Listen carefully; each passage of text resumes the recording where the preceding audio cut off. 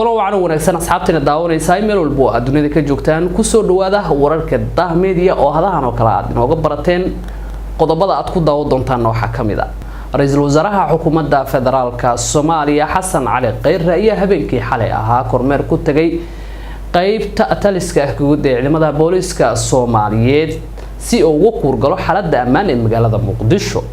Ra'iisul Wasaaraha ayaa booqashadiisa sidoo kale ku tagay xarunta lambarka gaaban ee ciidamada booliska oo dhawaan laga hirgeliyay magaalada Muqdisho si dadka shacabka ah xogaha ay doonayaan in ay u gudbiyaan ciidamada ammaanka si ay u sahlanaato. taliyaha ciidamada booliska Soomaaliyeed General Bashiir ayaana ugu horeyn ka hadlaya kormeerka Ra'iisul Wasaaraha iyo shaqada ciidamada booliska Soomaaliyeed ay ka hayaan gudaha magaalada caasimadda ah ee Muqdisho. Bismillahir Rahmanir Rahim. Alhamdulillah. waxaan fursad u helnay inuu Ra'iisul Wasaaruhu noo raaco howlgallada caadiga ah ee sugidda amniga ee ciidanka booliska oo hayo darfaha magaalada. waxaa kale oo fursad noo ahayd inuu Ra'iisul Wasaaruhu soo arko xarunta aan ugu talagalnay in shacabku ay kala xiriiraan dadweynaha ay kala xiriiraan ciidanka booliska Soomaaliyeed. lambarka 991 oo qof kasta muwaadin ah uu si bilaash u soo wici karo. lambarkaas aan ugu talagalnay qofkii inuu sheego ma loo baahan xitaa magaciisa inuu sheego meel wax ka dhaceen wuxuu arkay iyo hadduu dhibaataysan yahay sidii loo kaalmeyn lahaa gidigoodba. kaasna fursad noo ahayd inuu soo arko liisku soo arko wixii macluumaad ah uu nala wadaago iyo saan anagu maaragtay aan howlgalayno taasina meesha ku jirtay. inta kale tan waxay howlgallada caadiga ee lagu ku sugayno amniga magaalada Ramadaanka insha Allah idinka Ilaahay shacabkana waxaan ka codsanaynaa si hor u la shaqeyn jireen ciidanka inay ciidanka booliska la shaqeeyaan kana faa'iideystaan hadeer lambarkana 991 ay ku soo sheegan wax kasta oo dareen ah magacaaga lama rabo daarta magacaaga sheegin wixii dareen ah dib u keenay amnigaaga iyo xaafadaada iyo deegaankaaga inaad 991 soo wacdid waad la socodsiisay ciidanka booliska si ay uga howlgalaan iyo wixii kale oo zaa'id ah oo indhaha ay qabtaan. magaalada Garowe ee xarunta ah maamul goboleedka Puntland oo dhawaanahanba ka socday shir u dhaxeeyay maamul goboleedyada iyo madaxda dawladda dhexe oo soo dhamaaday ayaa sidoo kale waxa ka bilowday shir u dhaxeeya iskaashiga maamul goboleedyada qaar Hirshabelle Koonfur Galbeed iyo Puntland ayaa shir gaar ah waxa ay ku yeesheen magaalada Garowe ee xarunta dawlad goboleedka Puntland halka oo ay uga wada hadlayeen arrimaha u dhaxeeya dawlad goboleedyadaasi iyo waxyaabihii laga yeeli lahaa.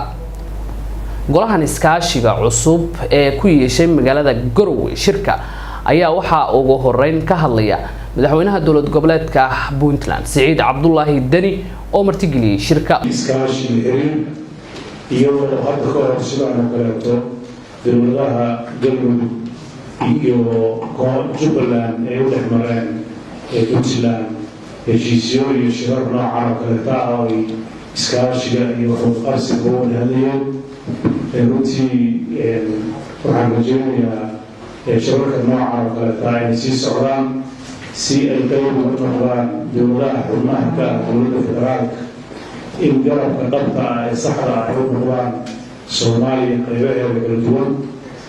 runtii waan ku faraxsanahay shirka noocan inuu qabsoomo. waxaan rajeynayaa sida ajendaha ku qoran in waxyaabo badan oo muhiim u ah iskaashiga dawladaha xubnaha ka ah aan caawa ku falanqeyn doono. waxaan rajeynayaa in uu shirkan ay ka soo baxaan qodobo muhiim u ah iskaashiga iyo waxqabsiga dawladaha xubnaha ka ah ee saddexda ee maanta halka fadhiyo. waxaan rajeynaynaa in ay noqdaan qodobo kasoo kuwa dhaqangala oo fula oo dalka waxaa siday Soomaaliya u noqon lahayd dowlad awoodda oo federaal oo sharciga kala dambeyntu ay hogaamiso. waxaan rajeynayaa kelmadeeda furitaanka ah inaan intaan kusoo koobo oo aan idhaahdo soo dhawaada. kulanka saddexda maamul goboleed u dhaxeeyay ayaa markii uu soo idlaaday waxa soo baxay bayaan ama dhabaal ku aadan waxyaabihii ay ka hadleen waxaana warbaahinta la wadaagay afayeenka cusub ee dawlad goboleedka Puntland oo maalintii shalay ahaa u magacaabay madaxweyne Saciid Cabdullaahi Dani waa Jaamacad Baraari. shirka iskaashiga dawladaha xubnaha ka ah dawladda federaalka ee Puntland Hirshabelle iyo Koonfur Galbeed. shir ay isugu yimaadeen madaxweynaha Siciid Cabdullaahi Dani iyo madaxweyne ku-xigeenka Puntland Axmed Cilmi Cismaan Karaash, madaxweynaha Hirshabeelle Maxamed Cabdi Waare iyo madaxweynaha Koonfur Galbeed Cabdicasiis Xasan Maxamed Lafta Gareen oo ayna ka qayb galeen wasiirro ka tirsan saddexda maamul ayaa ka dhacay magaalada Garowe 12 bisha May 2019. shirka oo ay martigelisay Puntland waxa uu qayb ka yahay xoojinta iskaashiga dawladaha xubnaha ka ah dawladda federaalka ah sida uu qabo qodobka 52 ee dastuurka ku-meelgaarka ah ee Soomaaliya. shirkan oo looga wada hadlay iskaashiga dhinacyada federaaleynta dalka, amniga, horumarinta dhaqaalaha, ganacsiga, tayeynta hay'adaha dawladda iyo isweydaarsiga xogaha iyo khibradaha waxa ka soo baxay qodobada soo socda.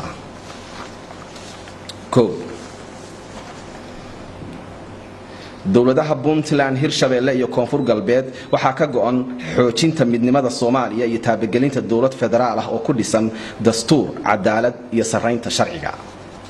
2. saddexda maamul waxay ka wada shaqayn doonaan dhamaystirka iyo hirgelinta nidaamka federaaleynta dalka iyagoo iskaashi arrimahaasi kala sameynaya maamulada kale ee dalka iyo dawladda federaalka ah. 3. waxay yeelanayaan saddexdan dawladood iskaashi ballaaran iyadoo la sameynayo guddiyo farsamo oo ka shaqeynaya hirgelinta heshiisyada iskaashi ee dhinacyada federaaleynta, amniga, ganacsiga, horumarinta hay'adaha dawliga ah, iskaashiga arrimaha bini'aadantinimada iyo xalka waara ee barakacayaasha. 4. waxa la isla gartay in la iska kaashado guud ahaan amniga, gaar ahaan la dagaalanka argagixisada iyo isweydaarsiga xogta iyo dambiilayaasha. 5. Puntland waxay diyaar u tahay inay gacan ka geysato khibrad iyo dhaqaaleba dhamaystirka iyo tayeynta hay'adaha dawladeed ee maamulada.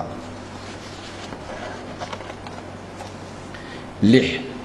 wuxuu shirku taageerayaa warmurtiyeedkii ka soo baxay golaha horumarinta qaranka ee wasiirada qorshaynta dawladda federaalka ah iyo dawladaha xubnaha ka ah kaasi oo ku soo idlaaday 7 May 2019 magaalada Garowe.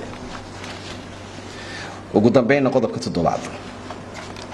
shirku wuxuu taageeray warmurtiyeedkii iskaashiga wasaaradaha maaliyadaha ee xubnaha ka ah dawladda federaalka Soomaaliya ee soo baxay 12 May 2019 kaasi oo ay si cad ugaga hor yimaadeen xeerka cashuuraha dalka ee wasiirka maaliyadda dawladda federaalka Soomaaliya uu horgeeyay wada tashi la'aan baarlamaanka dawladda federaalka Soomaaliya.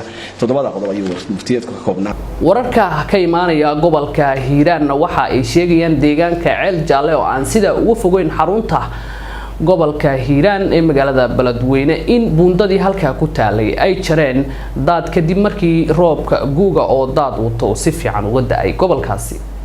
buundada ayaa ahmiyad gaar ah u lahayd guud ahaan gobolada dhexe iyo waqooyi iyo koonfurta maadaama ay iyadu isku xiraysay, laakiin waxa burburiyay sida goobjoogayaal ay sheegeen in roobkii ka da'ay halkaasi daadkiisii buundadii gabi ahaanba lagu waayay. isku socodka gaadiidka iyo dadka iskaga kala gooshaha gobolada koonfur iyo waqooyi ayaa ahmiyad gaar ah waxa ay u lahayd wadadaasi maadaama buundadu ay ka mid ahayd buundooyinka loogu isticmaalka badan yahay gobolada dalka. guud ahaan inta ayaan kusoo afmeeraynaa wararkii aad kala socoteen Dah Media. intaan warkan warka ka kulmi doono waxaan idinkaga tagayaa sidaas iyo nabadgelyo.